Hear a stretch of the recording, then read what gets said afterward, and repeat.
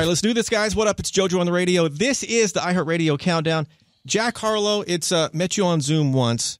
Great to meet you in person. You're taller than what I thought. That's what I hear. What 6'2", 6'3"? Somewhere around there. Goodness, man. How's it feel to be on top of the planet? What's the view from where you are right now? It's cloudy.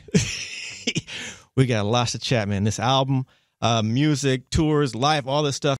Jack, this album, huge, obviously. I mean, just we'll get into some of the specifics of the album in a minute, but an overview. All the work, all the grind put into this one project to finally put this thing out. Yeah. The feeling, what's that? What's it got? It's got to feel good, right? Yeah, it's a weight off my shoulders. I mean, I put a lot of work and time and care and effort into it. So to just have it out and kind of be able to shift my focus over into my next endeavor, it feels good. You know? I can imagine. Sometimes you need to close a chapter on things. So now it was mine for so long, and now it's the world's. You've been sitting on some of these tracks for a minute, I'm guessing. Some fairly new, some obviously. Some of them came in the fourth quarter, but some of them I've had for a year. 2 quick questions. Last song to make the album, and what song almost didn't make the album for whatever reason? I mean, we had a lot of samples on this album, so everything was kind of at risk.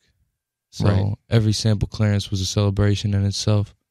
But the last song to make it was Parent Trap with Justin Timberlake. We did that in the final seconds. That's the last one to make it. Is there anyone that almost didn't make it? Like you're thinking, maybe this wouldn't fit? But then usually those turn out to be some of the biggest, you know? Yeah, let me think. What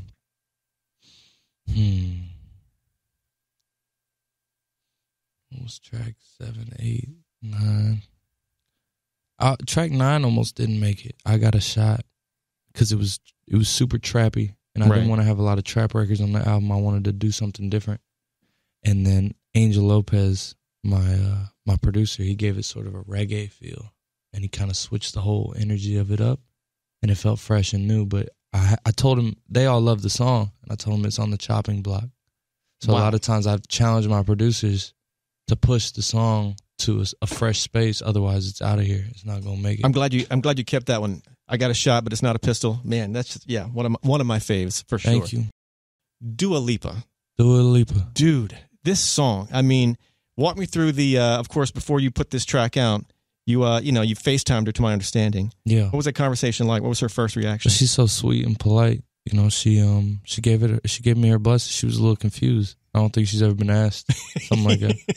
She gave her blessing, so I'm grateful. I doubt many people have been, as far as major projects, have been asked to be the title of the song. I mean, yeah, I've done it a couple times now. Is there any chance that, a remix down the road featuring Dua, kind of coming back at you or something like that? We'll see. Probably not that one. I don't know if she wants to get on that one, but I'd definitely be open to working with her. She's an icon. Right. Tour, I think the tour starts September, Nashville, unless something's happened since the last I looked at it. We're going to keep adding dates too, so anyone that feels left out, keep your hopes up because we got more cities coming. But yeah, September we get started. I can't wait. So many of these songs were made for the road. You love road life? I actually do. I know a lot of artists don't, but I love touring. There's no better feeling. I've talked to so many artists. When you're on the road, a lot of times when you're on the road, you want to go home. You're at home, you want to go on the road. Yeah. Do you have that same battle? Nah, when I'm on the road, I love it. I mean, there's grass is always greener in moments, but I love being on stage. You guys look out for that tour. Get them tickets. Some dates already sold out, obviously, Jack, First Class. I mean, this song, what else can you ask? Debuting at the top. I mean, Jesus. Did you know this song was just going to be, right out the gates? I had a good feeling about it. Yeah. I couldn't tell you it was going to do this. But I was always hesitant to test the waters on the internet, show them my music. I always hated that. But I made an exception with First Class, and after I saw the reaction, I was like, oh, yeah, this is going to go. It was obvious. Well, it's working, of course, obviously. 2-part question, Jack. Yeah. What do you consider your best live performance ever? Everything went great. And the complete flip of that, what do you consider your worst? Everything went straight to hell. My worst had to be in the early years. I had a lot of worsts. But my best show I can recall was Lollapalooza. What about that show?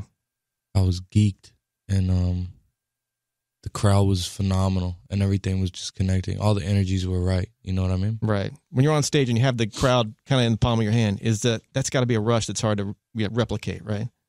Yeah. I mean, it's like sex. Yeah. It's crazy.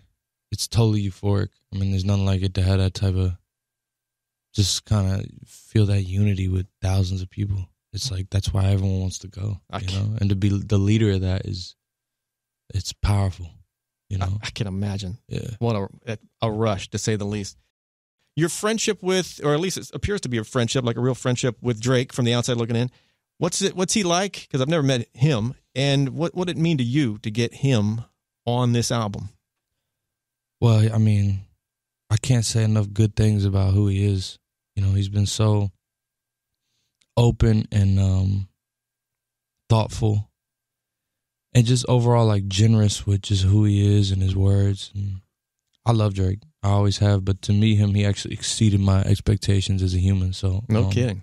I have a strong bond with him. In terms of getting Drake on the album, I mean, that's something I've always wanted. And I always wanted it to be the right moment. And for it to be a rap record feels right. You know, it's not begging to be commercial. You know, we didn't ask for a number one when we did it. You know, the song has tons of potential, but I wanted to trade bars. And I had done a record right before I went to see him in Turks. And I don't know, it just fit, man. It felt right. And so I intentionally asked him, I want him to rap. And it's a beautiful thing, though. I treasure my relationship with him. Dude, thank you. At the end of every interview, fist bump to make it official. Official. By Yam. Official. By Yam. It is official. Thank you so much, man. Great interview.